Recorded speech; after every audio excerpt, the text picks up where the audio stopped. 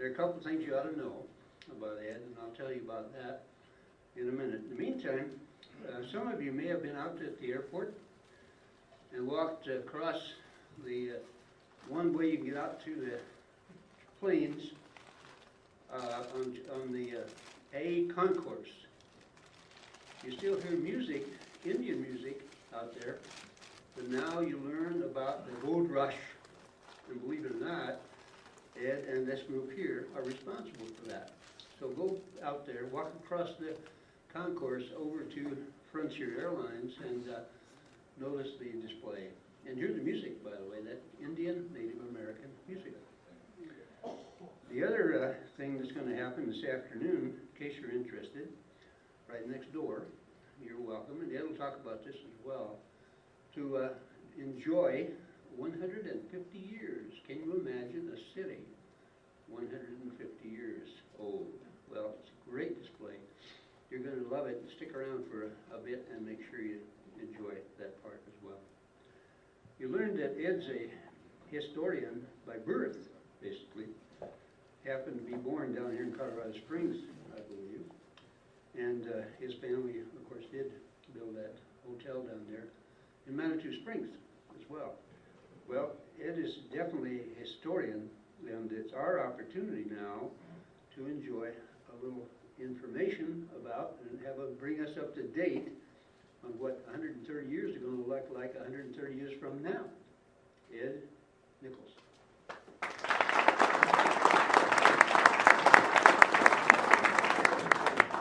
Let me make sure that we're wired here.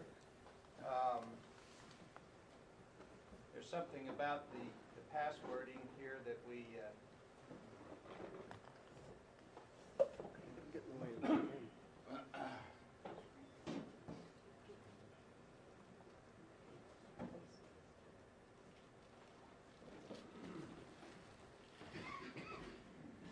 Thank you, and I tell you, this is a wonderful opportunity. Thank you all for being here and for joining us at the Colorado Historical Society.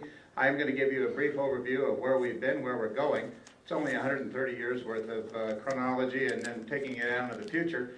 And as the other new member of today, Bernie, what is your talk going to be about? So, no way to follow you, Ed. Well, hey, and I'm going to follow the secretary with the notes. I don't know. But as we look back, one of the tasks that we have in front of us is how do we remain relevant? How does an organization that's 130 years old continue to draw and continue to make the relevant connection with the audiences that we work with today? And you think about, for example, this picture where we're looking at, well, it's a transportation, it's part of that transition we're talking about. This is 13 kids in a donkey cart, but it's also a picture of life down in Auraria. How do we continue to relate to what happened in Auraria then, where are we now, and how are we going to, as we move forward as an organization, how are we going to remain relevant and part of the landscape of where we're going, and do this, make this transformation from 13 kids in a donkey cart to kids that are here today and need to be interested in what we're doing. How can we do that? Well, this all started 3 years after Colorado became a state. The legislature understood the significance of what was going on in Colorado and the need to preserve that. And in 1879, again only 3 years after we became a state, legislation was passed, and in introducing that legislation, Governor Pitkin said in part, "The history of Colorado being yet unwritten is fast passing away, so that a few years hence both the men and the actors," I'm not sure how we distinguish those, "the men and the actors and the materials for collections will be far beyond our reach," and thus established the Colorado Historical Society in 1879. We have been a part of this landscape for 130 years, but it's not just been as the same organization. Over that period of time, we have grown through and grown through a number of changes. As we look at the history of our organization, in 1920, we added what we refer to now as OAHP, the Office of Archaeology and Historic Preservation.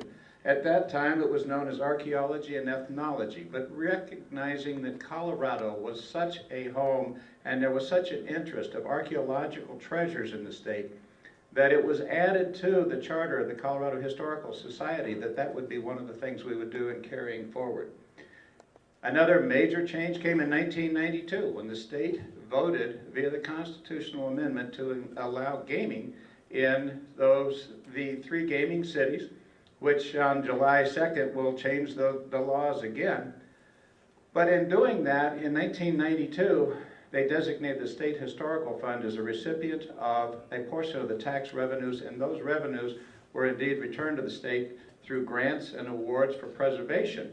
And we became the organization with holding the State Historical Fund operations, and it again showed how an organization changes to remain significant and relevant over a period of time.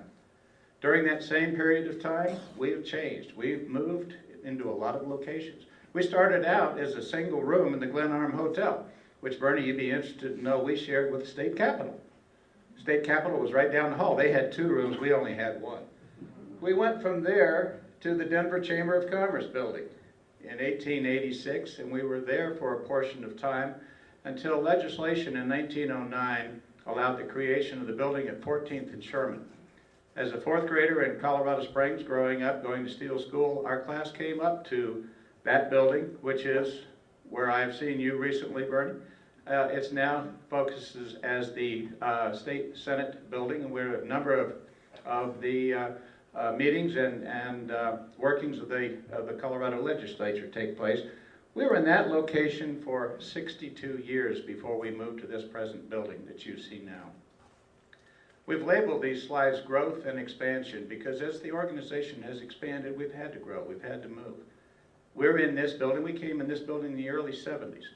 This is one of those buildings that as we look at it from a point of view of where we are today and how we serve the people that we've served for the last 30 years, and then how are we going to continue to grow and how is it going to expand as we move forward. Well, as we do, we will be moving from this location. We're going to move to a building that we're underway in terms of all the work, the legislative process to allow the funding to be pursued through certificates of participation. And we're going to have a site 1 block south at 12th and Broadway to Lincoln. And we're going to move from where we are today to this site. And the groundbreaking on that you'll hear about. It's going to be later this summer. And we're going to be underway to start a 24-month building project that will conclude in 2011. So there's going to be, again, more growth, more expansion. And as we move, and this is what it might look like, this was one of the early renderings that came, and you can't take this away because we haven't announced it to the press yet, but it's going to be a building on that site that'll look something like what you see here. But it's all part of the growth and the expansion. It's part of the growth that we've done. But as we do that, one of the challenges that remains with us is how to remain relevant. And as we look at that, we're talking about meeting program changes, meeting technology changes, acquiring new ways to move ahead and make sure that what we do as we expand our reach, we expand our programs, and we meet the needs of our audience. This is not new to this organization. We've had to make relevant changes in the past as we've moved forward over time and make sure that we stay in touch with the teachers, the families, the tourists, the community patrons of our organization so that we can indeed be the organization that they need. But over the course of time, we've come into other defining moments, and we've made these changes. And so as we move forward, we're looking at how we can make more of these changes. As we look here, for example, in 1889 was probably the earliest significant major defining moment when we purchased the Wetherell collection of the Mesa Verde